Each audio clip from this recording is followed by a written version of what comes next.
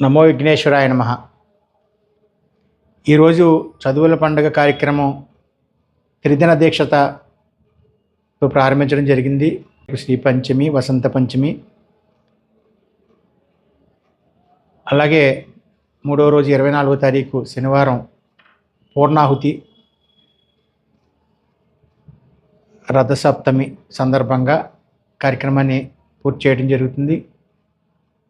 తదుపరి ఆదివారం ఉదయం 11 గంటల నుండి సాయంత్రం వరకు నిరంతరాయంగా ఎవరైతే భక్తులు దర్శనానికి ఆలయానికి వస్తారో వారికి ఒక్కొక్క కలము ఉచితంగా ప్రసాదంగా అందించడం జరుగుతుంది. ఈ కార్యక్రమాన్ని ఉదయం 11 గంటలకు గౌరవ స్థానిక శాసనసభ్యులు శ్రీ గిడ్డి సత్యనారాయణ గారు చేతుల మీదుగా, అలాగే ప్రస్తుత ప్రభుత్వంలో ఉన్న కూటమి నాయకులందరి సమక్షంలో ఈ కార్యక్రమాన్ని పవిత్రంగా చేపట్టడం జరుగుతుంది.